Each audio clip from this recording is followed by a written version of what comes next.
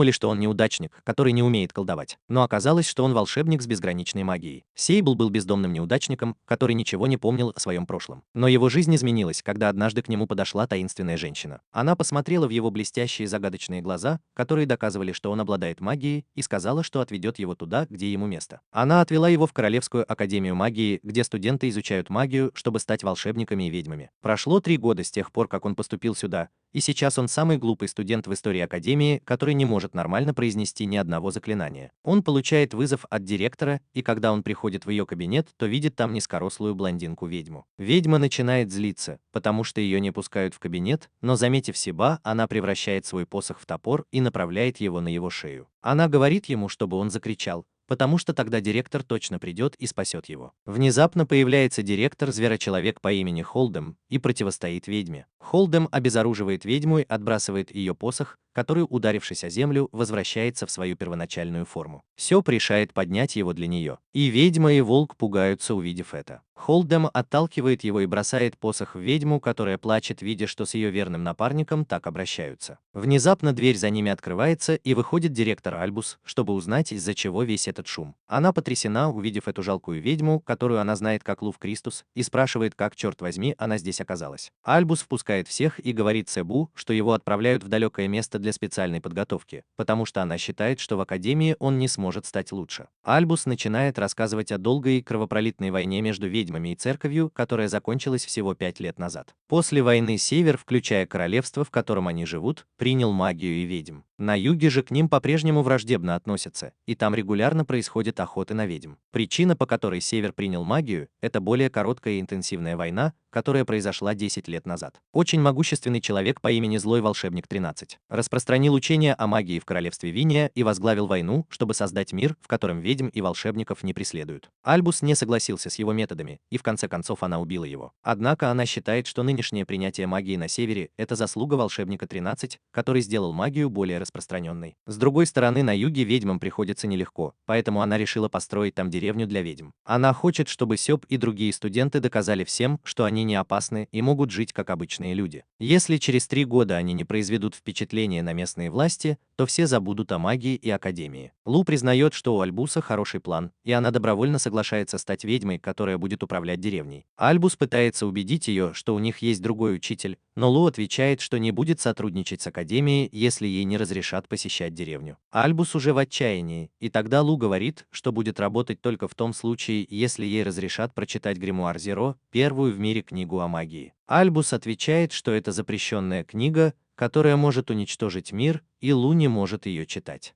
Но они приходят к компромиссу. Альбус разрешает Лу встретиться с черной ведьмой, автором гримуара Зеро, и Лу с радостью соглашается на сделку. На следующий день Сёп встречает Лу на рынке, и они собираются отправиться на юг. Вместе с мисс Хорт, веселой рыжеволосой девушкой с очень яркой индивидуальностью, и зверочеловеком-ящерицей по имени Кудо, который утверждает, что ему не нужен проводник. Он говорит Лу, что она отправится на юг самостоятельно, вместе с 2 другими студентами. Сев и Лу сидят в ресторане, и Лу кормит своего фамильяра сочными мясными шашлыками. Она называет его фамильяром Левина, потому что он высасывает магическую силу любого, кто к нему прикоснется, и убивает. Лу может держать его только потому, что заключила с ним договор. После этого они отправляются в путь, и Себа начинает укачивать в повозке. Поэтому Лу решает продолжить путешествие пешком. Ночью они разговаривают о прошлом Себа, и он говорит, что ничего не помнил до поступления в академию. Вот почему он хочет пройти испытание в специальной деревне. Если его воспоминания об академии сотрутся, он станет просто пустой оболочкой. В этот момент туда приходит Лу со своей водой и посохом. Пока они разговаривают, девочки узнают, что Сёп почти не умеет пользоваться магией. Когда он пытается применить заклинание, магия выходит из-под контроля. Но когда он пытается ее контролировать, магия не проявляется. Лу считает, что Себу действительно стоит бросить попытки стать волшебником, потому что у него уйдет слишком много времени на то, чтобы научиться хоть чему-то стоящему. На следующий день они добираются до деревни и снимают комнату в гостинице. Пока они завтракают, 2 волшебников, которые были с Кудо, спускаются вниз и жалуются, что ящерица сбежала от них и унесла карту. Как только они видят группу Себа, они сообщают, что прошлой ночью на них напали бандиты. Их вещи не украли. Макута забрал карту, сказал, что он единственный волшебник в группе и сбежал. Лу считает эту историю подозрительной, потому что любой нормальный бандит украл бы их вещи и похитил бы мальчиков, чтобы продать их в рабство. Однако, поскольку целью был именно Кудо, она считает, что это дело рук охотника на ведьм. Она думает, что Кудо тоже это понял, поэтому и сбежал один, чтобы его друзья могли спастись. Лю берет на себя ответственность за то, что позволила Кудо уйти одному, и решает спасти его сама. Она запрещает Цебу и двоим другим идти с ней, потому что они будут только мешать ей. Однако, оказавшись в комнате одни, они понимают, что не могут сидеть сложа руки, пока их одноклассник в беде. Вдруг Хорту приходит в голову идея, и он использует магию предсказания, используя платок Лю, и точно определяет ее местоположение на карте. Они отправляются в лес, но Хорт все еще злится на двух бесполезных волшебников, которые отказались пойти с ними и помочь Кудо, говоря, что это не их вина, если какой-то жалкий ящер погиб. Вдруг они замечают оторванный хвост Кудо, вокруг которого на земле кровь. Они в панике, и Хорт спрашивает, означает ли это, что Кудо мертв, но Сёб считает, что у ящерицы отрастет новый хвост. Хорт на всякий случай поднимает его, и тут Сёб замечает на земле 3 пары следов. 2 из них принадлежат Кудо и Лю, а значит 3-я нападавшему. Хорт в ужасе, когда понимает, что есть ведьма-охотник, которая достаточно сильна, чтобы загнать Кудо в угол и заставить его спасаться бегством. Она дрожит, вспоминая, что слышала о профессиональных охотниках на ведьм, которых церковь набирала из числа заключенных, приговоренных к смертной казни. Она не может справиться со страхом, когда произносит название организации жестоких охотников на ведьм Диа Игнасис. Сёб говорит, что Диа Игнасис была распущена после войны, но Хорт кричит, что даже если организации больше нет, это не значит, что охотники ушли на покой. Она нервно говорит, что однажды в прошлом встречала члена Диа Игнасис. Она отправилась в соседнюю деревню, чтобы встретиться со своей подругой, но нашла там только груду горящих тел и свирепого мужчину с огромным молотом, стоявшего перед ними. Она так испугалась охотника на ведьм, что убежала в слезах, хотя ее подруга горела на костре. Сейчас она тоже хочет убежать, но вдруг они слышат вдалеке крик и понимают, что это Кудо. Стёб думает, что им лучше убежать, но потом решает пойти и помочь другу. Он говорит Хорт, что это ее шанс набраться смелости и не совершить ошибку, как в прошлый раз, и она решает пойти с ним. С другой стороны, Кудо прятался за деревьями, пока охотники пытались его найти и расставляли повсюду ловушки. Он заметил веревку, привязанную к ветке, на которой он сидел. Ветка неожиданно сломалась, и он упал на землю, а спрятанные ловушки выстрелили в него стрелами. Каким-то образом он увернулся от них, но поранился о шипы на земле. Теперь он пытается выбраться из джунглей, несмотря на свои раны, но попадает в простую ловушку. Он боится, что на него снова посыпятся стрелы. Но вместо этого он сталкивается лицом к лицу с ужасным охотником на ведьм по имени Тиран, от которого он убежал прошлой ночью. Прошлой ночью магические атаки Кудо не сработали, поэтому на этот раз он пытается ослепить его с помощью светового заклинания и убегает. Однако Тиран легко справляется с магией и догоняет его. Он бьет Куду своим огромным молотом и впечатывает его в дерево. Затем Тиран замечает, что рана на ноге Куды уже заживает, и смеется, говоря, что за него дадут хорошую цену, если он продаст его церковным исследователям. Он приказывает своим людям принести клетку, и это вызывает у него воспоминания о прошлом. Когда он был маленькой ящерицей, его держали в рабстве мерзкие циркачи, которые устраивали шоу, используя его способность к регенерации. Он сбежал из этого ужасного места и пришел в академию, чтобы стать сильнее, но, похоже, все напрасно. Он отчаянно цепляется за корень дерева, а Тайрон безжалостно ломает ему руки. Куна кричит от боли, но не сдается и хватает корень зубами.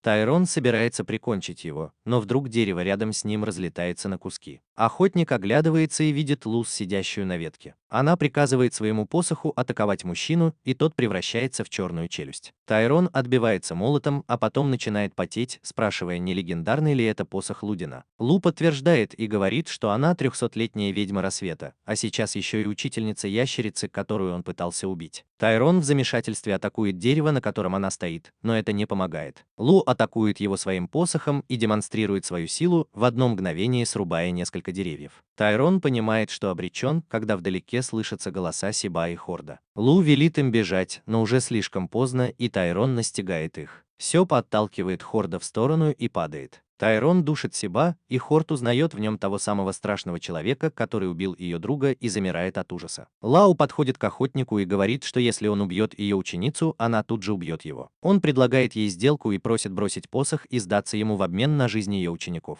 Она не может смотреть, как страдает Сёб, поэтому бросает свой посох на землю. Тайрон смеется и накладывает на посох антимагическое заклинание, а затем просит Сиба завернуть посох в него и принести ему. Сёб делает, как ему велено, а затем Тайрон вызывает Кор и спрашивает спрашивает, не хочет ли она вернуться в Тайлиу. Она вздрагивает от страха, и охотник говорит, что она шпионка из церковной фракции, выступающей против ведьм. Хорт кричит, чтобы она замолчала, и это возвращает ее в прошлое. Когда она была маленькой, у нее на голове внезапно выросли рога. Ее мать, набожная верующая, отправила ее в церковь, где ей отрезали рога и отдали в приют. Однажды ей поручили поступить в магическую академию и докладывать церкви обо всем, что она узнает о ведьмах. Кор была рада служить, но когда она стала учиться в академии и завела друзей, ее охватило чувство вины. Она больше не хотела быть шпионкой и хотела стать настоящей ведьмой. Поэтому, когда ей представилась возможность пройти специальное обучение, она ухватилась за нее. Но она и представить себе не могла, что здесь появится член Диагнус. Кор падает на колени, чувствуя вину, но Сёп выдавливает из себя улыбку и говорит, что это не ее вина. Видя его старания, она решает больше не обманывать своих друзей. Она тут же достает хвост Кудо и использует его как заклинание, чтобы выпустить яркое синее пламя. Она атакует им тирана, и тот вырывает мантию из рук Сиба, чтобы защититься. Роу блокирует атаку, и Хорт в ужасе наблюдает, как тиран приближается к ней. Он уже собирается ударить ее, как вдруг Сёп слышит голос Лудина, который просит мальчика воспользоваться его силой. Сёп очарован посохом и берет его, несмотря на возражения Лу. Сердцевина посоха светится, поглощая его магию. А затем внезапно черная жидкость разливается во все стороны. Все беспокоятся за Сиба, когда черная жидкость искажает пространство и образует вокруг них гигантский шар. Через несколько часов Сёп открывает глаза и видит, что Хорт лежит на нем. Он вскакивает и отшатывается, а она тут же обнимает его и плачет от радости, что он жив. Но Лю не в восторге от произошедшего и отчитывает Сиба, показывая ему разрушение, которое он устроил. Она кричит, что использовать посох Лудина – самоубийство, и называет всех троих своих учеников безрассудными. После этого они продолжают путь, и Сёп спрашивает, почему он все еще жив. Лу говорит, что его магия была намного сильнее, чем могла поглотить сила Лудина.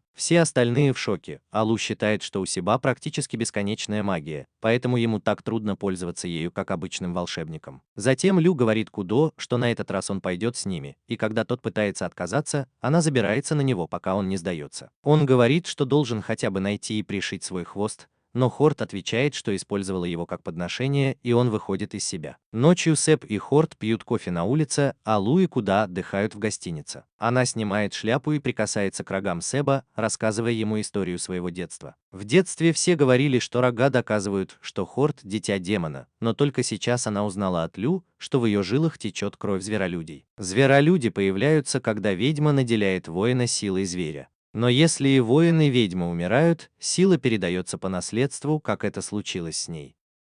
Хорт благодарит Сэба за доверие и целует его в щеку, прежде чем уйти спать. Как только она уходит, Лу появляется рядом с Сэбом и говорит, что Хорт позволила бы ему ударить, если бы он попытался сильнее. На следующий день двух других волшебников арестовывает полиция за то, что они передавали информацию церкви в обмен на деньги. Лу заявляет, что теперь в путешествии будут участвовать только 4. Во-первых, она хочет, чтобы Кудо вылечил свои поврежденные руки с помощью исцеляющей магии. Но он говорит, что исцеляющая магия требует много магической силы, а у него ее недостаточно. Лу отвечает, что у него есть Сэб, который является источником магической силы с неограниченным запасом. Она говорит, что самый эффективный способ передачи магии – это поцелуй, но Хорт сразу же отвергает саму мысль о нечестивом поцелуе между Сэбом и Кудо. Поэтому Лу говорит им, что они могут использовать обычный телесный контакт. Но если что-то пойдет не так, и Кудо поглотит больше магии, чем сможет выдержать, он умрет ужасной смертью. Поэтому она решает стать связующим звеном между ними. Лю берет их за руки и передает магию от Сиба к Кудо, который произносит исцеляющее заклинание, и через несколько секунд его сломанные руки и хвост полностью восстанавливаются. Жители деревни поражены этим зрелищем, и Лю устраивает праздник, все поют и танцуют. Вскоре после этого они добираются до большого города, где проезжающая карета забрызгивает Сиба грязью. Лю говорит ему не волноваться, потому что в ее гостинице есть отличная общественная баня. Пока Сёп и Кудо моются в бане для мальчиков, Кудо рассказывает свою историю. 6 лет назад он был участником шоу уродцев. Могущественная ведьма напала на северные земли и почти все разрушила. Кумдо каким-то образом удалось выжить, и его спасла церковь. В то время к зверолюдям все еще относились с предубеждением, но рыцарь на драконе спас его с улыбкой на лице. С тех пор Куно мечтал присоединиться к церкви и армии магов, как и он. На следующий день они спокойно продолжают свой путь. Куда бы они ни пошли, люди знают Лу. Она знает лучшие места для рыбалки и отдыха. Она учит своих учеников выживать в дикой природе и призывает их использовать магию, чтобы помогать другим. Все открываются ей, и она говорит, что живет благодаря силе, которую ей дает посох Луденса уже более 300 лет. Ей даже не нужно есть и спать, и она не может размножаться, поэтому жизнь для нее скучна. Единственное, что ее радует, это веселье, и она очень волнуется, когда в мире происходит что-то опасное.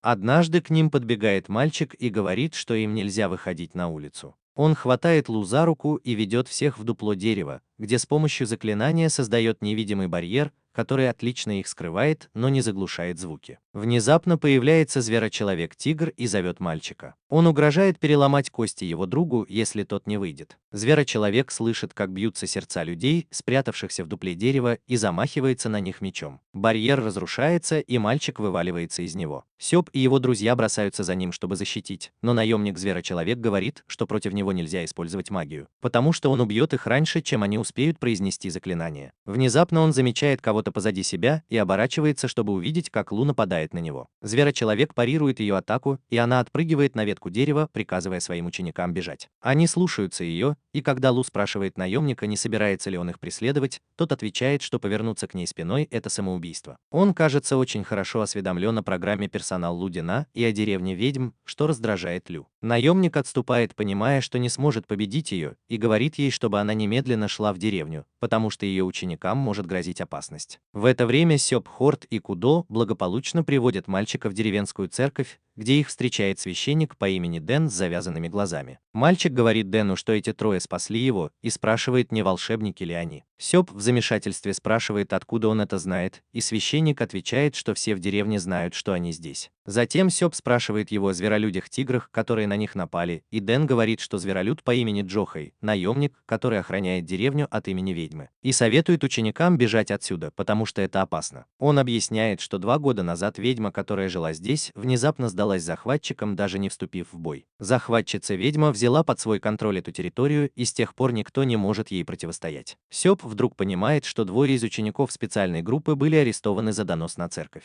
Хорт был шпионом, Кудо – зверолюд, а сам Сёп – худший ученик в академии. Он считает, что их послали сюда, чтобы избавиться от них, и его друзья приходят в ужас, услышав это. Кудер говорит, что им нужно связаться с церковью и армией магов, но Дэн сообщает ему, что в этом регионе они все еще называют себя церковной армией. И это не поможет деревне, где есть ведьмы и волшебники. Пока все сомневаются, внезапно появляется Лу. Она просит своих учеников усомниться в этом подозрительном священнике, потому что он может быть заодно с наемником-тигром. Дэн предлагает ей убить его, если она так сильно подозревает его, но Лу говорит, что не любит насилие без причины. Она просит его провести их по деревне, чтобы доказать, что он не враг. Священник соглашается и ведет их в деревню, где они должны остановиться. Там их ждет отец мальчика. Мальчик по имени Лес и его отец показывают им деревню и говорят, что бывшая ведьма была их другом. Камита спрашивает, почему она покинула деревню, не попытавшись сразиться с захватчиками, но мужчина ничего об этом не знает. Остальные жители прячутся от них в своих домах, и он объясняет, что они не любят чужаков. Затем он ведет их в дом, где висят 4 куклы размером с человека. Отец Лео объясняет, что пару лет назад несколько человек пытались сбежать из деревни. Поэтому ведьма и ее наемник разобрались с ними и повесили эти куклы в качестве предупреждения для тех, кто попытается уйти. Однако он настаивает, что ведьма не причиняет вреда жителям деревни, если они не нарушают ее правила. После этого они заходят в ветхий дом, и Лу, осмотрев его, заявляет, что они должны убить ведьму, которая контролирует эту местность. Хорт предлагает вернуться в академию и попросить помощи у церкви и армии магов, но Сёп против этой идеи, потому что это превратит деревню в поле боя. Он хочет сам разобраться с этой проблемой. Но Кудо хватает его за воротник и говорит, что у них нет шансов победить ведьму, которая командует свирепым наемником-тигром. Он утверждает, что эта битва закончится их смертью, но Сэп убирает руки и говорит, что когда он коснулся посоха Люденса, он понял, что не боится смерти. Хорт тихо говорит, что сама мысль об этом пугает ее, а Сэп просит ее уйти из деревни вместе с Кудо, чтобы они с Лю могли сражаться сами. Со слезами на глазах Хорт говорит, что она имела в виду, что ее пугает мысль о смерти Сэба. Он не может понять ее, потому что у него низкий эмоциональный интеллект, и Хорт убегает в слезах. Сэп пытается догнать ее, чтобы извиниться, но Лу останавливает его, потому что, если он извинится, не зная, что сделал не так, девочке будет еще больнее. Кубато говорит ему, что Хорт расстроилась, потому что считает его другом и не хочет, чтобы друг погиб напрасно. Теперь Сэп немного понимает и бежит искать ее, чтобы извиниться. Тем временем Хорт в церкви встречает маленькую и робкую девочку по имени Лили, которая пытается ее утешить. Внезапно за их спинами появляется священник с повязкой на глазах и прогоняет Лили. Затем он спрашивает Хорт, зачем зачем она пришла сюда, и рассказав ему о своей ссоре с Себом, она пытается уйти, но замечает символ Диагнес на трости священника. Она понимает, что он враг, и начинает пятиться, но вдруг оказывается связанной прочными веревками. Дэн достает из трости оружие и направляет его на Хорт, приказывая ей продолжать шпионить для фракции, выступающей против ведьм, если она хочет остаться в живых. Себастьян же возвращается домой с пустыми руками. Он не смог найти никакой информации о Хорт, поэтому Лу решает выследить ее с помощью магии. Поиски приводят их в пещеру в лесу, где они видят на полу кровь,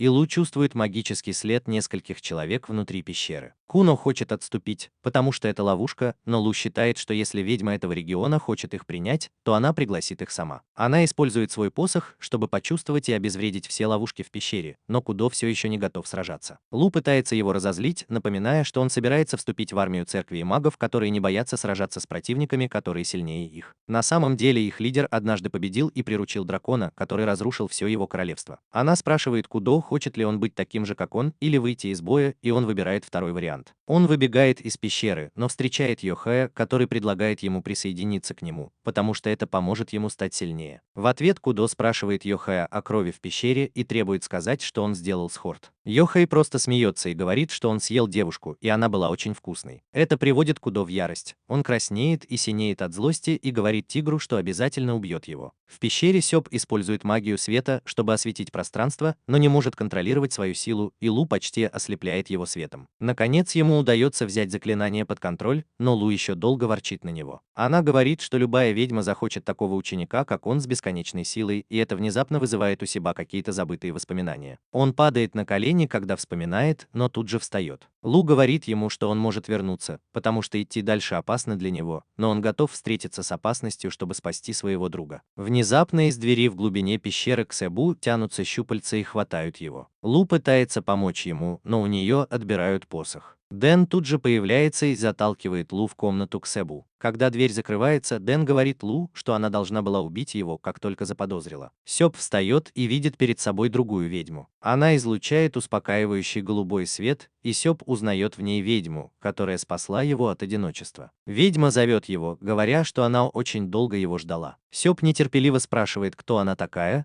но Лу с подозрением относится к новой ведьме. Ведьме она тоже не нравится, и одним взмахом руки она отбрасывает ее в сторону. Сёб бросается на помощь, а ведьма говорит ему, что разочарована тем, что его окружает столько никчемных дураков. Она бросает окровавленную шляпу кварца, и Сёб в отчаянии спрашивает, что она сделала. Ведьма говорит, что позволила своему наемнику-тигру съесть себя, чтобы еще больше его ослабить. Она утверждает, что сделала все возможное, чтобы вернуть его у Альбуса, и для этого ей пришлось захватить эту деревню. Сэм думает, что это его вина, и воспоминания о его забытом прошлом снова возвращаются к нему. Ведьма просит его прийти к ней, чтобы она могла отвести его в место, соответствующее его уровню, но он отказывается. Он говорит, что был счастлив со своими друзьями, которые хорошо к нему относились, даже когда все считали его неудачником. Он говорит ведьме, что сам решит, кто достоин быть рядом с ним, и считает, что она не подходит для этого. Он собирается использовать всю свою магию в одном заклинании, чтобы самоуничтожиться, но как только он начинает читать заклинание, Лу внезапно целует его. Не в силах понять, что происходит, он поддается ее поцелую, и после долгого и страстного поцелуя Лу чувствует, что наполняется магической энергией. Она произносит то же заклинание, которое использовала против тирана, и выпускает синего огненного дракона в сторону ведьмы, но там мгновенно нейтрализует ее магию. Ведьма с гордостью говорит Лу, что она создала это заклинание и что глупо использовать его против нее. Она заявляет, что она настоящая ведьма Зеро, написавшая гримуар Зеро, и Сёб понимает, что у них нет шансов против нее. Когда Зеро подходит к нему, он пытается защитить Лу, но к его удивлению на него не нападают.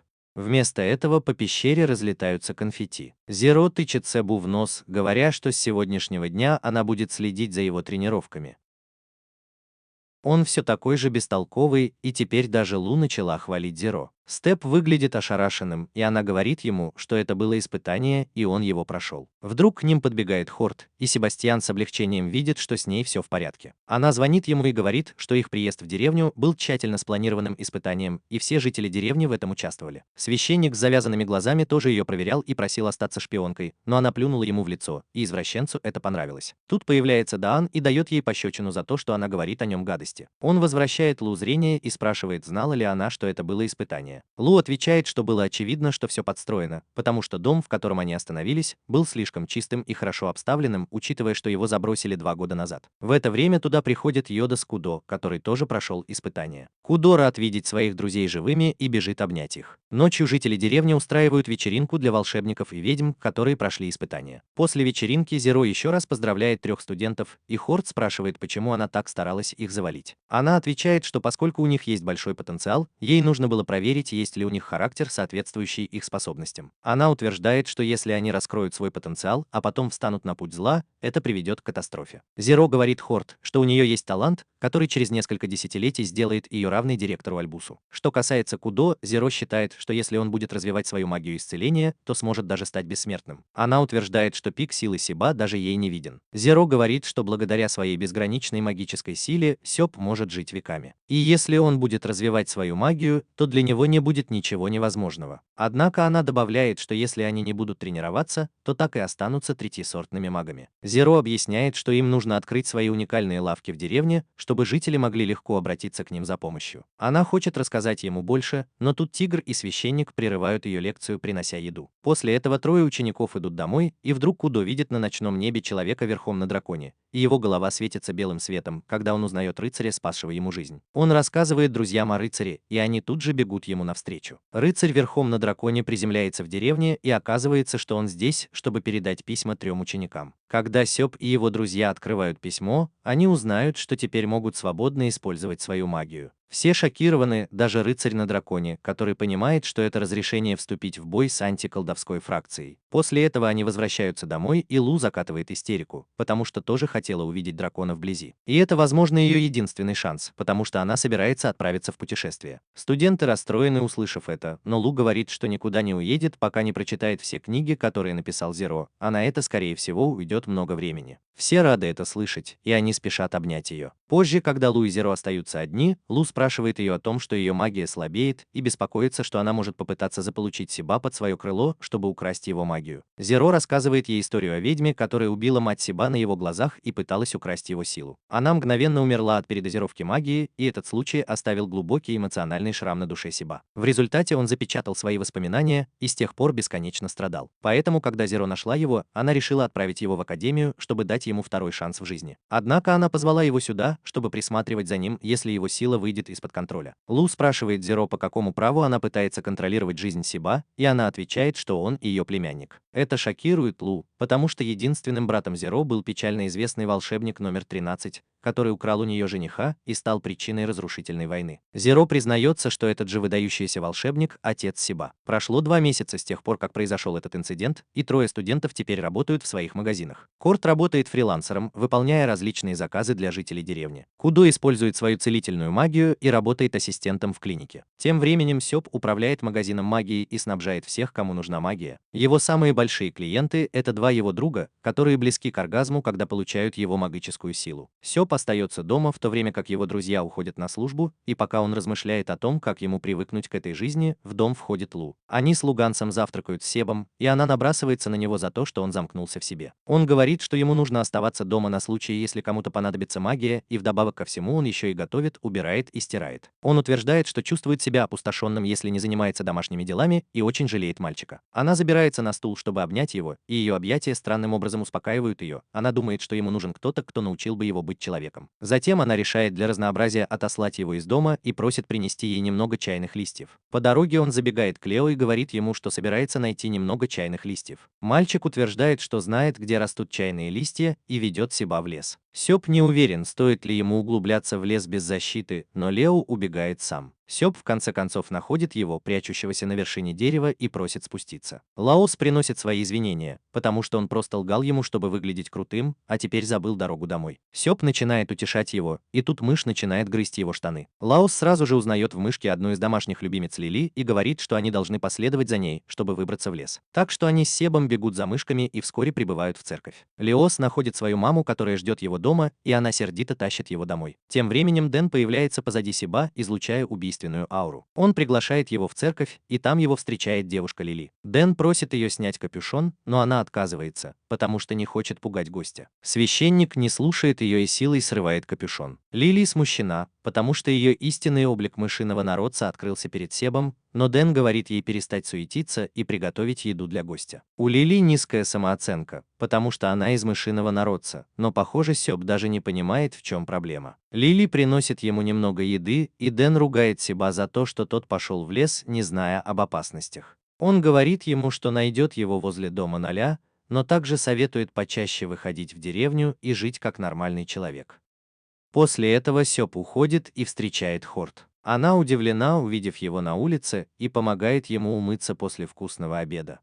Стеф замечает кровь на ее рукаве, но Хорт говорит, что это кровь Яхея, а не ее. Она пошла в лес с наемником, чтобы поохотиться на волков, но запаниковала, когда ее окружили. Она слишком долго читала заклинания и в итоге ранила Яхея вместо волков. Хорт плачет, думая, что она плохая ведьма, и когда Лили уводит ее, Лу появляется рядом с ним и говорит, что им нужна его магия. Она приводит его в чувство, когда он пытается остановить кровотечение у наемников. Как только Зеро видит своего племянника Себа, она целует его в стиле Алабамы и забирает у него достаточно магии, чтобы он смог наложить на Йохея исцеляющее заклинание высокого уровня. Ему сразу становится лучше, и первое, что он делает, это ревнует к мальчику. Затем Сёп спрашивает Зеро, не исключат ли его из-за этого происшествия из Орды. Ни Зеро, ни Йохей не думают, что она сделала что-то, что не позволяет ей пройти обучение, и тогда мы дадим ей еще один шанс. Это напоминает Себу о Леосе, и он уходит, чтобы встретиться с ним и дать ему еще один шанс поиграть в лесу. Тем временем Зеро узнает, что Лу отправил Себа по пустяковому поручению, чтобы тот не мешался под ногами. Она жалуется, что ей не нравится, что он сидит дома, но Зеро и Йохей не против. Они хотят, чтобы мальчик делал все, что хочет, но Лу закатывает истерику, что он делает что-то не так. Джови уходит домой, оставляя двух ведьм одних. Затем Лу спрашивает Зеро, почему она взяла у Себа совсем немного магии, когда ей нужно больше. Зеро отвечает, что как член семьи и наставник Себа, она не может брать у него больше, чем нужно. Лу говорит, что она так состарится и умрет, но Зеро не жалеет об этом, потому что она уже прожила достаточно. С другой стороны, Кудо тоже напортачил на работе. Он отправился в соседнюю деревню, чтобы вылечить нескольких пациентов, и слишком увлекся. Он попытался вылечить их всех сразу, но потерял сознание на полпути, и врач отнес его домой. Проснувшись в своей спальне, он не понимает, что произошло, и спускается вниз, где друзья рассказывают ему правду. Он смущен случившимся, но потом узнает, что Хорт натворил еще больше, и они начинают спорить. Лу приходит как раз вовремя, чтобы остановить их ссору, и говорит, что им нужно усердно работать, чтобы исправить свои ошибки. Она также сообщает, что завтра они втроем должны пойти к Зеро. На следующий день они приходят к ней домой, где видят ее великолепную коллекцию книг. Она объясняет, что это всего лишь те книги, которые она хранит у себя,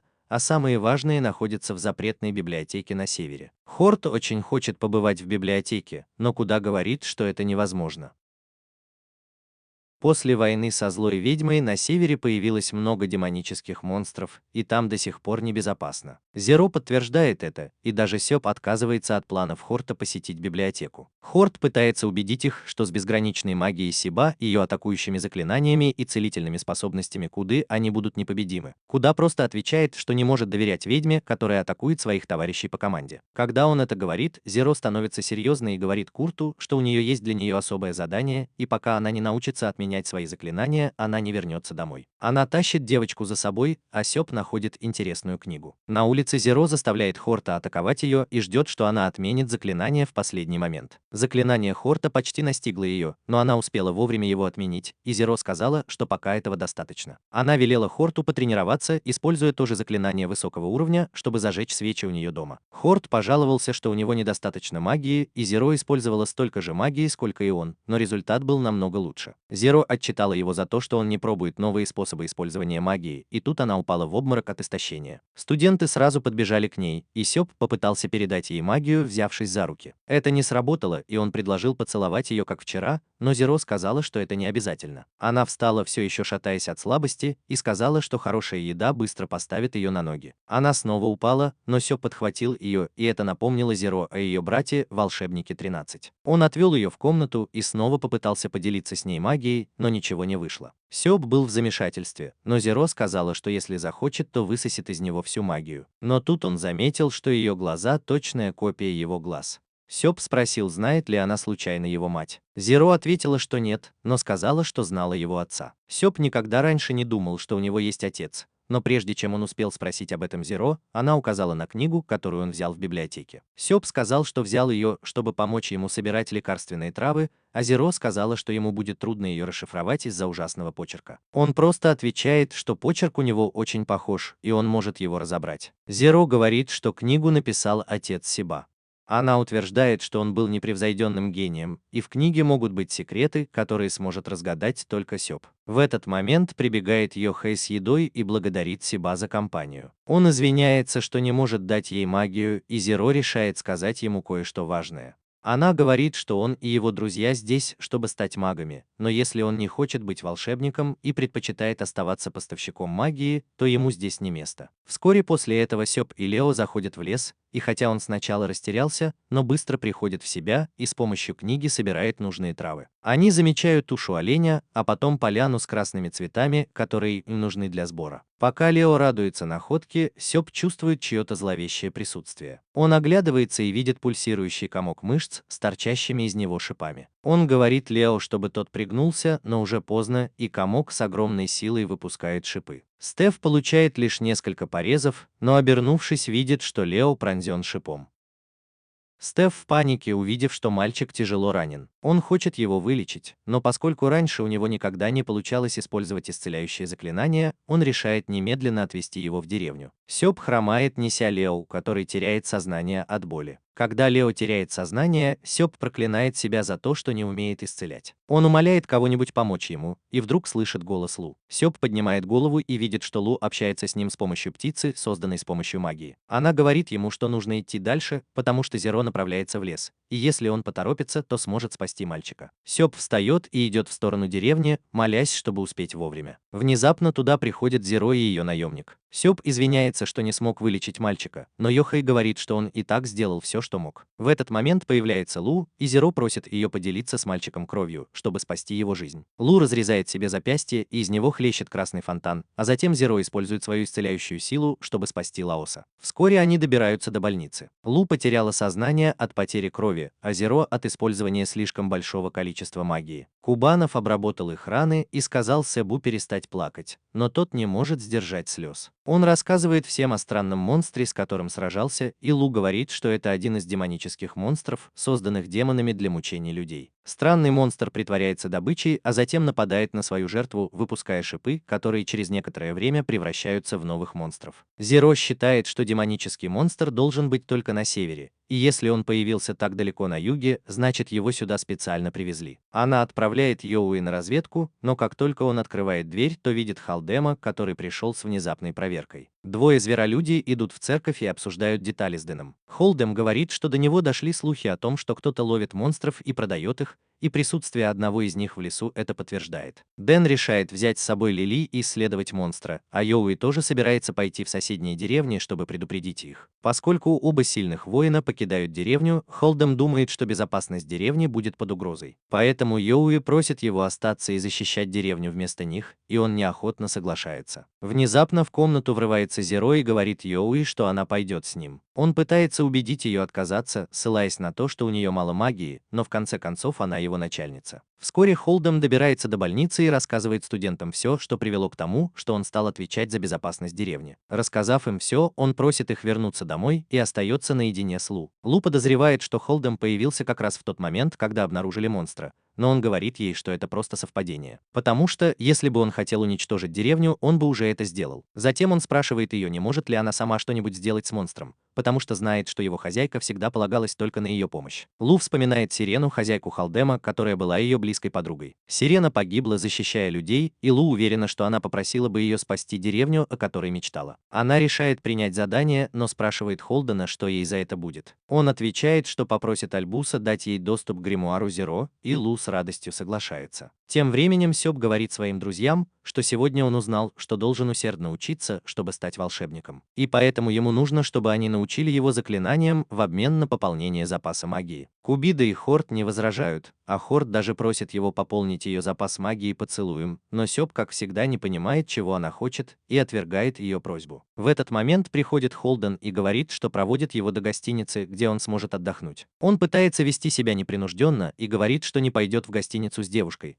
потому что население деревни может увеличиться. И трое студентов собираются пожаловаться директору на поведение Сиба. Вдруг туда приходит отец Лео и уводит Сиба для разговора наедине. Он знает, что Сёб не виноват в том, что Лео пострадал и даже спас ему жизнь, но несмотря на это, отец не хочет, чтобы он больше общался с его сыном. Когда Сёб остается один, кто-то нападает на него сзади. Это тот самый охотник на ведьм Тайрон, с которым они сражались в лесу. Он душит Сиба и вырубает его. Лицо Сиба завязано в мешок, и его бросают в карету, которая мчится на полной скорости. Он слышит женский голос, который спрашивает, почему он скрывает свою силу. Внезапно к нему возвращаются воспоминания. Сёб видит, как его мать прячет его в безопасном месте и предупреждает, чтобы он никогда не приближался к ведьме с такими же глазами, как у него, потому что она заберет у него все. Она надежно его запирает, но вдруг дом сотрясается от взрыва. Жадная до власти ведьма проникает в дом через дыру в стене и говорит Себу, чтобы он вышел, если не хочет, чтобы его мать умерла. Сёб выходит из потайной комнаты, но ведьма безжалостно убивает его мать у него на глазах. Сёб опустошен, и ведьма хватает его, чтобы забрать его силу. Она засовывает руку ему в грудь и сжимает его сердце, позволяя его силе перетечь в нее. Но прежде чем она успевает вытащить руку, Сёб хватает ее и переполняет магией. Злая ведьма вытаскивает руку, но уже слишком поздно, и она погибает в страшных муках, сгорая заживо.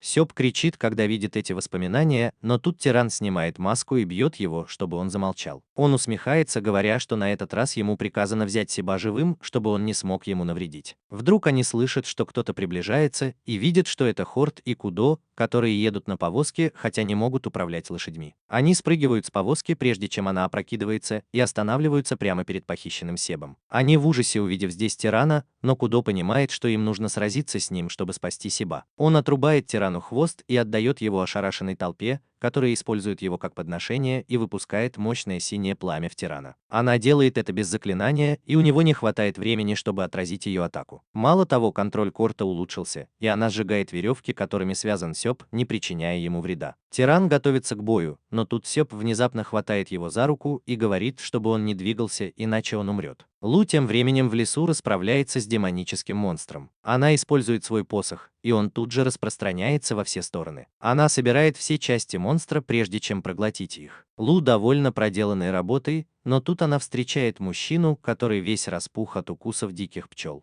Она отводит его в деревню, где находит Холдена без сознания. Она будит его и спрашивает, что он здесь делает. Он вдруг вспоминает, что к нему приходил человек и сказал, что Сиба похитили. Толпа и Кудо хотели сразу же помочь ему, но когда он попытался их остановить, то внезапно уснул, как будто на него наложили заклятие. Холден паникует, что ученикам может грозить опасность, но Лу говорит ему, что не стоит так остро реагировать. Она знает, что это он похитил Сиба, потому что, должно быть, директор школы хотел устроить в деревне переполох и посмотреть, справятся ли ученики с ситуацией или нет. Холден соглашается с ней, но потом говорит, что проблема в том, что он нанял Тирона, жестокого охотника на ведьм. В лесу Тирон просто бьет Сиба головой и валит его на землю, смеясь над его уверенными словами. Он ломает Себу руки своим молотом, а потом вырубает и его друзей, говоря, что они еще слишком молоды, чтобы угрожать кому-то убийством. Затем он смотрит на Сиба и думает, что раз его можно вылечить магией, то с его работодателем все будет в порядке. Вдруг его рука, держащая молот, оказывается аккуратно отрезана, а Тирона опутывают веревки. Он понимает, что это дело рук священника с повязкой на глазах,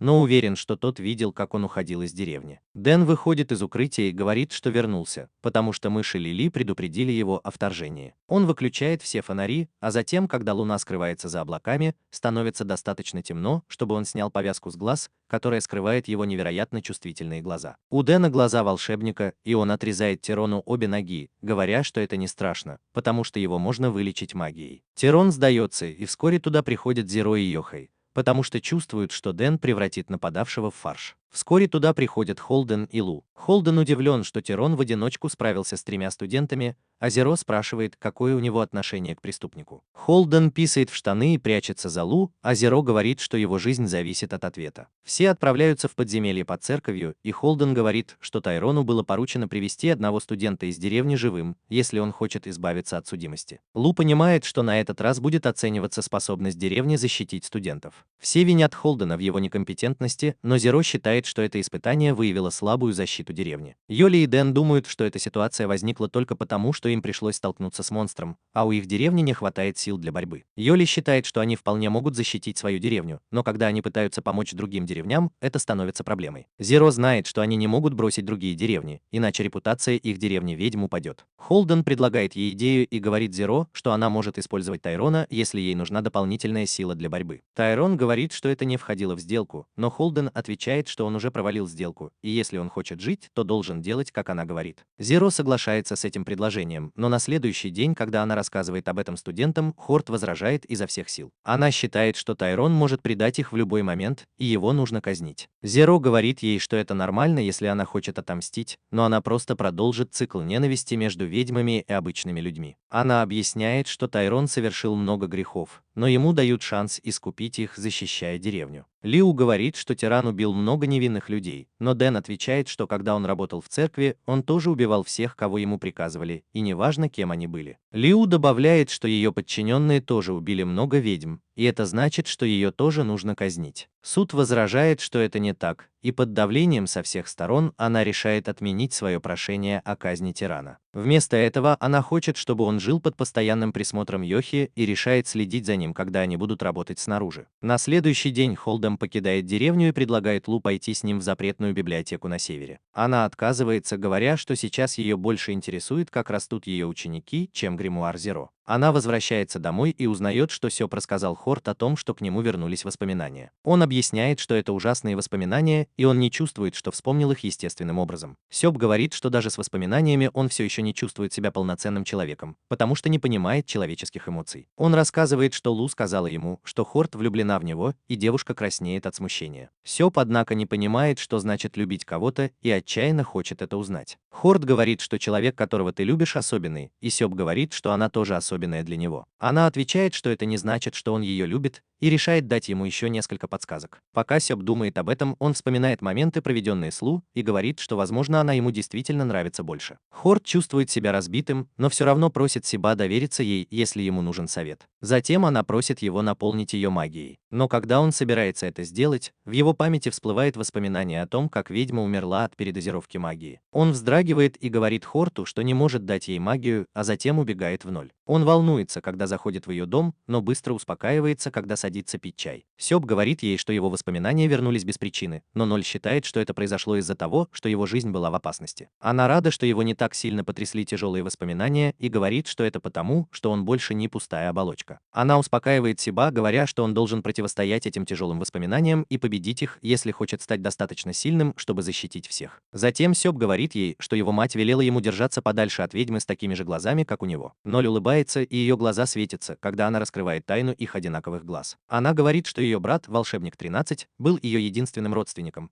и они оба унаследовали эти глаза от отца. Сёб удивлен, услышав это, и его глаза светятся в унисон с глазами его тети. Ноль говорит, что 13 был ее единственным родственником, и она бы сделала для него все. Рождение Сиба тоже связано с этим. Она рассказывает, что ее магия быстро истощалась, поэтому 13 нашел мать Сиба и зачал с ней ребенка, потому что их гены могли дать жизнь волшебнику с безграничной магией. Он собирался отдать эту силу Нолю, но мать Сиба узнала об этом и сбежала вместе с сыном. Ноль говорит, что он страдал из-за нее, но Себастьян утверждает, что она ни в чем не виновата. Он считает, что она была причиной его рождения, а Ноль смеется и говорит, что Себастьян унаследовал лучшие качества от 13-го. Себастьян говорит, что хочет узнать больше о своем отце, а Ноль отвечает, что тот был очень рациональным, и именно поэтому он начал войну за мир, где правят ведьмы. Услышав это, Себастьян говорит Нолю, что сегодня утром он не хотел давать Хорт магию, потому что боялся, что она может умереть. Он говорит, что хочет продолжать быть ее поставщиком магии, и поэтому пришел просить помощи у Ноля, потому что, даже если он даст ей немного дополнительной магии, она не умрет. Она улыбается и протягивает руки к Себастьяну, говоря, что они будут тренироваться, чтобы он лучше контролировал магию. Он берет ее за руку, и они начинают циркулировать магию, когда слышат чей-то крик. Ноль не отпускает Себастьяна, говоря, что он должен научиться контролировать магию, прежде чем помогать кому-то. Тем временем Лу идет к пруду и решает забыть, что слышала, как Себастьян сказал, что она ему нравится. Но тут появляется Хорт и говорит, что Себастьян влюблен в нее. Она пугается и падает в пруд, а потом говорит, что ей нужно рассказать о чьих-то чувствах. Курт спрашивает, собирается ли она теперь их бросить,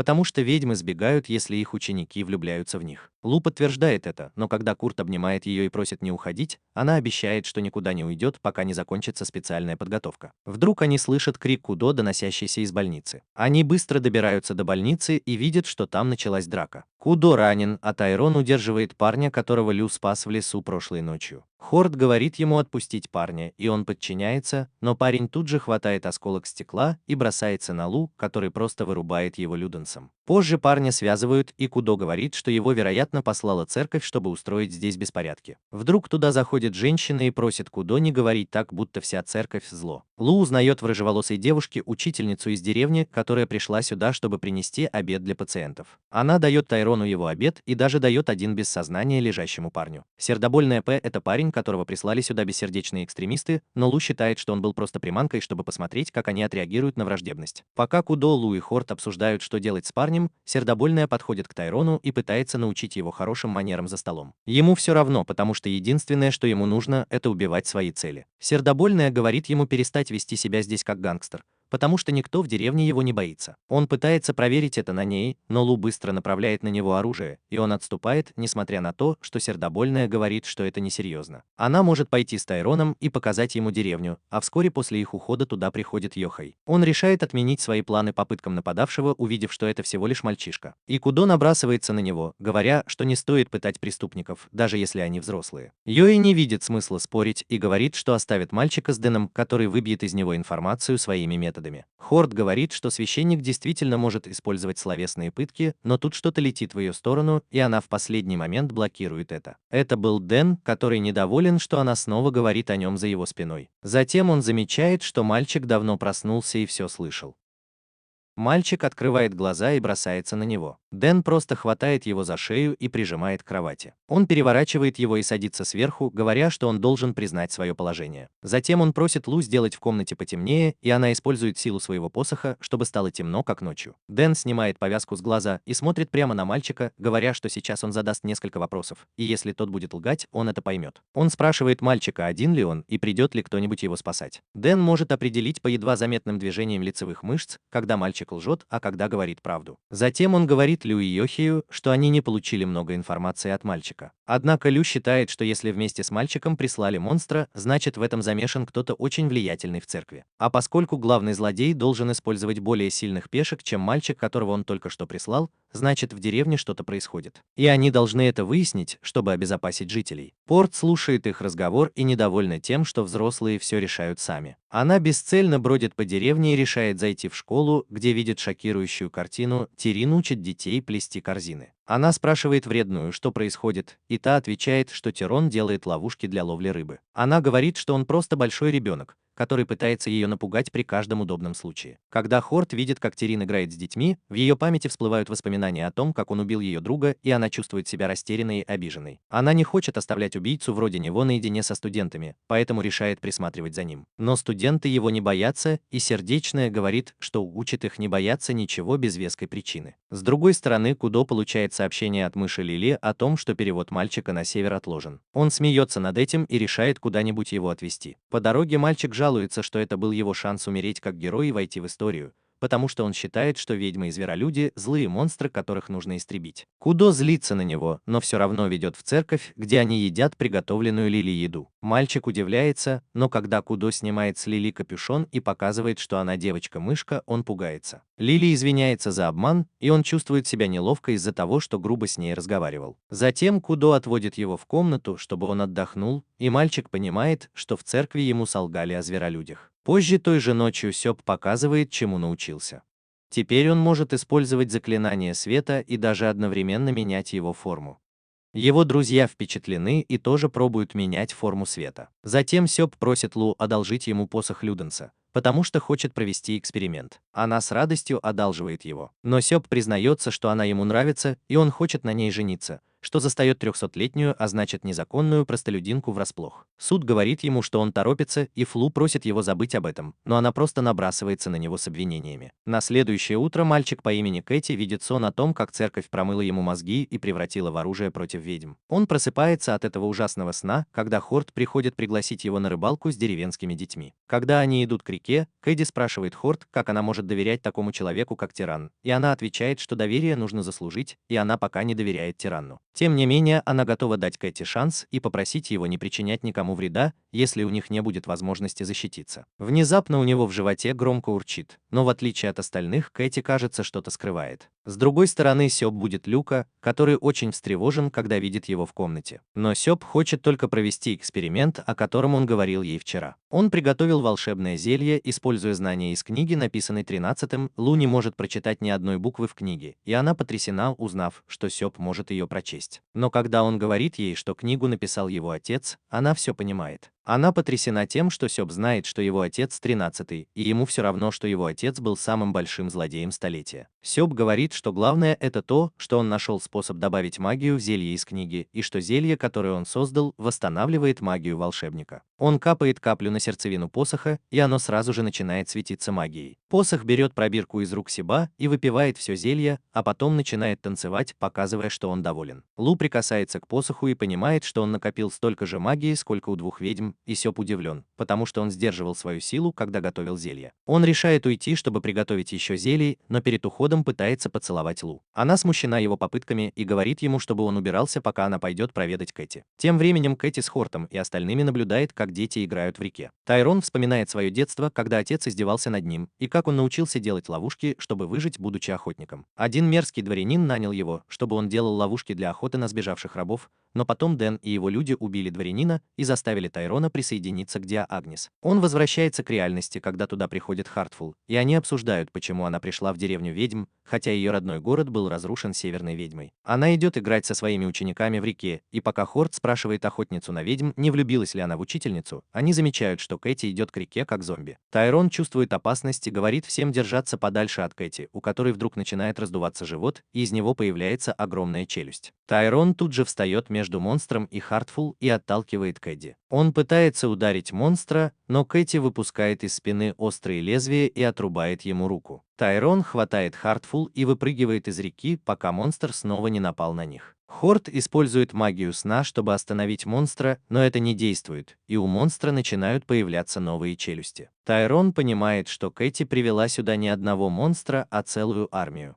Он говорит всем бежать, чтобы он мог убить монстра, но Хорт говорит, что он не в состоянии сражаться. Однако Хартфул говорит, что она уведет детей в безопасное место, а остальные пусть сражаются. Кэти выходит из воды и говорит Тайрону, чтобы он обездвижил монстра, пока она произносит заклинание. Тайрон держит Кэти за когти и старается держаться от монстра подальше. Но несмотря на это, монстр продолжает нападать на него. Кэти заканчивает читать заклинание и говорит Тайрону, чтобы он отошел, и он жертвует своей ногой, чтобы вовремя убежать от монстра. Заклинание Кэти превращает монстра в каменную статую, но этого недостаточно, и монстр прорывается сквозь нее. Они понимают, что на этот раз должны убить его наверняка, и Тайрон бросается на монстра, приказывая Кэти ударить его со всей силы. Она колеблется, но Кудо отрубает монстру хвост и отдает его ей, и она начинает читать заклинание для атаки синим пламенем. В это время монстр пронзает грудь Тайрона, и он думает, что это конец. Но когда атака кварца попадает в монстра и сжигает его, Куру использует свое самое мощное исцеляющее заклинание, чтобы полностью вылечить раны Тайрона. К сожалению, их проблемы еще не решены. Из обгоревшего трупа большого монстра появляются сотни маленьких монстров, похожих на Венеру, и Тайрон понимает, что они обречены. У него даже нет сил бежать из-за потери крови, и Хорт с Кудо приходят ему на помощь. Вдруг он что-то замечает и тут же прижимает их к земле. Он говорит им, чтобы они молчали, потому что помощь уже близко. Лос прибывает на место и говорит Люденсу, что пришло время перекусить, и сотрудники превращаются в гигантскую пасть, которая проглатывает всех маленьких монстров. Вскоре Сэп, Хорт и Куно устраивают похороны Кэдди. Вдруг они видят, что над деревней летит дракон, и сразу же бегут в деревню, чтобы встретить рыцаря на драконе. Он сообщает им, что их немедленно вызывают в академию,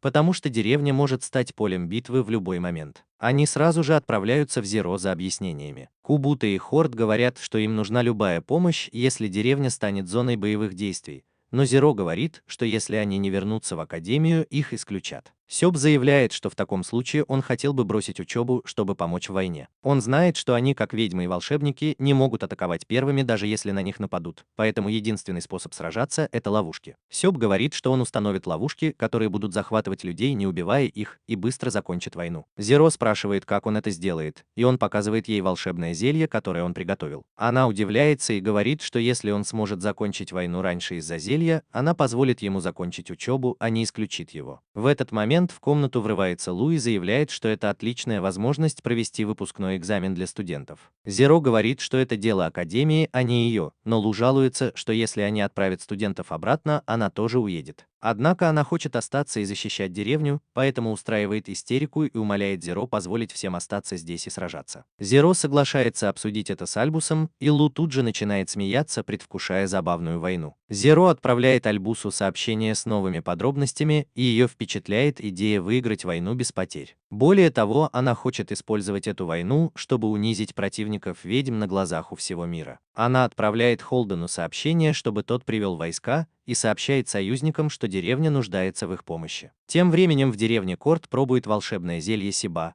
и всего одна капля значительно пополняет ее магический запас. Она спрашивает, как он его сделал, и Сёб рассказывает ей и Кудо, что нашел рецепт в книге, написанной его отцом. Они потрясены, узнав, что отец Сиба тоже был волшебником. Но когда он говорит им, что был злым волшебником 13, они еще больше удивляются. Тем временем Хартфилия зовет тирана на урок, потому что ученики хотят поблагодарить его за вчерашнюю защиту. Он теряет дар речи, и Хартфилия сует ему в рот печенье, потому что он, кажется, задумался. После того, как они повеселились с детьми, двое взрослых остаются наедине. Хартфилия пытается сблизиться с охотником на ведьм, потому что знает, что нравится ему, но он решает уйти, считая, что не создан для любви. Он идет в гостиницу, где встречает Корт, которая ест его еду. Она подшучивает над его отношениями с Хартфилией, прежде чем перейти к главной теме. Она объясняет, что Сем планирует быстро расставить ловушки и начать войну, и способность Тайрона будет самой важной в его плане. Корт утверждает, что лично она не поддерживает то, чтобы он был настолько важен для их плана. Но видя, как он рискует своей жизнью, чтобы спасти других, она готова дать ему больше шансов. Она оставляет его с этим, но ее слова сильно задевают Тайрона, и он разрывается между чувством вины за свои прошлые поступки и страхом за будущее. На следующий день Тайрон оставляет жителей деревни расставлять ловушки и укреплять их оборону, в то время как Зеро и трое студентов придумывают лучший способ избежать этого. Остановите их врагов. Лу и ее Хайди просто наблюдают за ними издалека, и он говорит, что если их враги сильны, то ловушки станут более надежными. Бесполезно, и им придется сражаться, чтобы убивать. Как раз в этот момент туда прибывает Дэн и говорит, что силы противника насчитывают около 10 человек, но все они бедные фермеры и крестьяночки. Фракция, выступающая против ведьм, хочет заставить ведьм убивать их, чтобы они выглядели злодеями. Внезапно Лили прибежала туда, чтобы позвать ее и помочь ей с приготовлением еды. Дэн сказал ей, что когда жители деревни эвакуируются в безопасное место сегодня вечером, она должна пойти с ними, но она отказалась. Она заявила, что останется здесь и будет защищать Дэна, что тронула Лу, и она начала обниматься с девочкой-мышкой. И Лу и Йохэй думают, что Дэн каждый вечер что-то затевает с Лили, но он просто бьет их за то, что они говорят глупости. Лайтли и Йохэй уходят на кухню. А Лу показывает Дэну образец монстра, который был в желудке Кеди. Она считает, что монстр будет продолжать размножаться, пока не уничтожит весь континент. Но Дэн уверен, что антиведьминская фракция нашла способ уничтожить его до того, как он вырвется на свободу. Однако даже высокопоставленные церковные чиновники не знают об этом, и Лу понимает, что тот, кто знает, как остановить монстров, и есть настоящий вдохновитель. Позже тем же вечером все собираются, чтобы обсудить свои планы. Поскольку у них все еще много слабых мест, Сё подходит к Зеро и говорит, что она может взять у него столько магии, сколько ей нужно. Он утверждает, что поскольку она несет ответственность за установление мира между ведьмами и обычными людьми на юге, она должна сделать все возможное. Зеро принимает его слова и берет его за руку, говоря, что он может отдать ей столько магии, сколько захочет. Степ заряжает ее своей магией, и Зеро поражена, потому что это намного больше, чем она ожидала. Она отпускает его руку, прежде чем он перегрузит ее, и даже после того, как он полностью зарядил ее, Сёб чувствует, что его магия уменьшилась лишь на небольшой процент. Зеро говорит, что она гордится его безграничной магической силой и дарует ему титул волшебника бездны. Его друзья поздравляют его с этим, но Зеро говорит, что если кто-то из них оплошает в этой войне, их всех выгонит.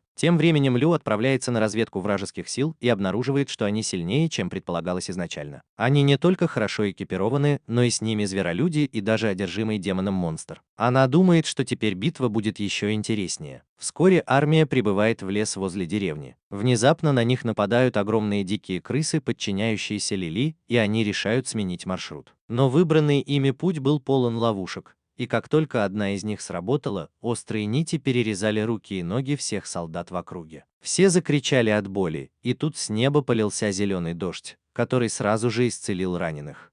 У них отросли руки и ноги, а затем они прочитали послание на деревьях, в котором говорилось, что они просто хотели их разыграть. В другом месте рыцарь наступает на ловушки, которые поджигают его, но несмотря на жжение, которое длится всего несколько секунд, никто из них не пострадал. Однако они потеряли доспехи и одежду, и их командир понял, что ведьмы проявляют к ним милосердие. Он тут же приказал своим людям отступить, но зверолюди-наемники под предводительством одержимого демоном быка продолжали наступать. Зеро получает информацию о происходящем на поле боя и сообщает студентам, что все человеческие войска отступили после встречи с ловушками. Студенты радуются, но Зеро говорит им, что зверолюди и наемники-демоны все еще идут вперед. Сев спрашивает, сильны ли демоны-наемники, и Зеро объясняет, что это улучшенные версии зверолюдей, которые могут бесконечно использовать определенные виды магии без заклинаний. Дан и Йохи спорят о том, кто прикончит демона, но тут они получают сообщение, что Лили в беде, и бегут спасать ее. Лили была схвачена живым демоническим быком и его войском. Он говорит, что они отведут ее в деревню и съедят на глазах у ее друзей, чтобы запугать их. Лили освобождается от сети и видит, как священник расправляется с наемниками-чудовищами. Демон-бык хватает ее, но Дэн бросается на него с пылающей косой и отрубает ему руку.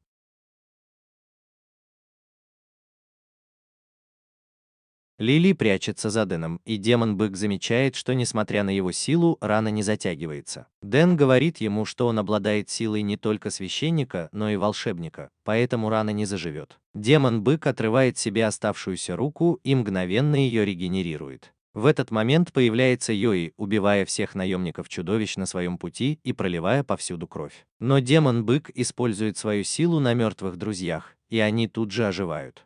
Они превратились в безмозглых зомби, и Дэн говорит Лили спрятаться, пока они сражаются. Йохэй нападает на демона-быка, а остальных врагов оставляет Дэну, и они начинают бойню. Тем временем остальные чудовища добрались до деревни, но многие из них попадают в ловушки и погибают от скрытых шипов. Тиран смеется над ними за то, что они попались в такие простые ловушки, а наемники называют его предателем за то, что он покинул церковь. Внезапно в них летят магические стрелы, выпущенные Ордой. Командир наемников приказывает своим людям убить 3 волшебников, но тиран спрыгивает вниз и начинает бить их направо и налево. Наемники разбегаются, чтобы не попасть под удар, но тут появляется Зеро со своими учениками. По ее команде они осыпают наемников магическими стрелами, и те прячутся за всем, что попадется под руку. Хорт разочарован, что стрелы не попали в цель, но Зеро говорит, что нужно импровизировать, потому что они сражаются с опытными воинами. 3 наемников бросаются на них, и Тирон бросает особое магическое зелье, которое выпускает крепкие лианы и ловит их. Только 2 попадают в ловушку, а 3 оказывается рядом с Себом и его друзьями. Он пытается напасть на них, но Себ просто хватает его за руку и расплавляет ее, переполнив свое тело магией. Хорт решает, что теперь ее очередь, и внезапно вызывает огненный дождь с неба, который мгновенно поражает всех наемников. Она гордится, что освоила огненное заклинание и может использовать его без слов, поражая сразу несколько целей, но боится, что перестаралась и убила кого-то. Куна прыгает на поле боя и исцеляет тяжело раненых наемников, сбивая с толку тех, кто еще на ногах. Внезапно они слышат громкий рев и видят Йохая, который гонит демонического быка на деревню, вонзив меч ему в бок. Они врезаются в деревянный забор, и Йохай пытается задушить демонического быка, но тот нападает и хватает его за горло. Янай отрубает демону руку и вонзает меч ему в горло, но это бесполезно, потому что демонический бык мгновенно восстанавливается после всех ранений. Йоую ничего не остается, кроме как попросить помощи у Зеро, и она велит ему выйти за пределы деревни. Он говорит, что ей не обязательно заходить так далеко, и он сам справится с демоническим быком, но Зеро уже начала читать очень мощное заклинание. Ее сила создает в небе зеленый портал, и она велит Йоую немедленно возвращаться. Он разрубает демонического быка пополам, но пока он отступает, бык исцеляется, и из-под земли появляются зомби и начинают цепляться за него. Когда он полностью исцеляется, он оказывается окружен целой армией зомби, которые начинают кусать его, забираясь на него. Через несколько минут от демонического быка остаются только кости, а Себ и его друзья в ужасе смотрят на это. Зеро отменяет заклинание и говорит своим ученикам, что такие заклинания – причина того, что могущественные волшебники, идущие по пути зла, могут быть такими разрушительными. На этом война заканчивается, и наемники-зверолюдей тоже отступают. Альбус и ее друзья наблюдали за этим издалека, и они даже позвали 7 великих епископов из церкви, чтобы те стали свидетелями. Альбус говорит своей подруге, что она выяснила, кто среди них главный, но ей нужны конкретные доказательства, прежде чем она его разоблачит. Внезапно в лесу появляется огромная стая венериных мухоловок, и все паникуют. Альбус защищает высокопоставленных гостей, а волшебники стреляют в крошечных монстров заклинанием голубого пламени. Голубое пламя совершенно неэффективно, и монстры выпрыгивают из огня и нападают на всех, кто попадается им на пути. 7 епископов вместе с Альбусом и его подругой добрались до безопасного места на вершине холма. Один из них, епископ Идмир, говорит, что нужно держаться поближе к нему, потому что так он сможет защитить их от монстров. Он утверждает, что у него есть защита от монстров, но он не использовал ее раньше, потому что думал, что ведьмы смогут остановить монстров. Он насмехается над Альбусом, говоря, что она и деревенская ведьма потерпели неудачу, и теперь они никому не нужны. Но Альбус возражает ему и говорит, что защиту от демонических монстров можно получить только если знать истинное имя демона, который создал этих монстров. Она спрашивает Идмира, как узнать имя демона, и он запинается, вызывая недоверие у всех епископов. Внезапно монстры-ящеры бросаются на него, не обращая внимания на остальных, и даже когда он показывает им заклинание защиты, они не отступают. Идмир удивляется, что происходит, когда монстры вдруг превращаются в черную жидкость, которая возвращается в посох. Она спрашивает Идмира, испугался ли он ее маленькой шутки, и он замечает, что все люди, на которых только что напали, в полном порядке, потому что монстры были не настоящими. Лу говорит коррумпированному епископу, что несмотря на его злые дела, она не убьет его. Затем она достает яйцо монстра-ящерицы из своего посоха и говорит Идмиру съесть его, как он кормил им Кэдди. Он умоляет ее пощадить его, но как только открывает рот, Лу засовывает яйцо ему в рот и заставляет проглотить, а потом объявляет, что теперь она его простила. Вскоре после этого слухи о войне распространились по всему югу. Люди смеются над антиведьмовской фракцией, которая не смогла захватить ни одной деревни, несмотря на армию из 10 человек. Они также проклинают Идемера за то, что он привел монстров на юг и подверг всех опасности. Альбус вызывает 3 своих учеников обратно в академию и вручает им дипломы за отличную службу во время войны. Они слишком ошеломлены внезапной новостью и думают, что это очередное испытание от директора, и Альбус боится, что ее ученики больше ей не доверяют. Хорд спрашивает, поможет ли она им найти работу, и Альбус отвечает, что у нее уже есть для них отличные вакансии. Их новая работа заключается в том, чтобы отправиться в запретную библиотеку на севере и собрать информацию о демоническом монстре. После этого трио возвращается в деревню, чтобы собрать свои вещи,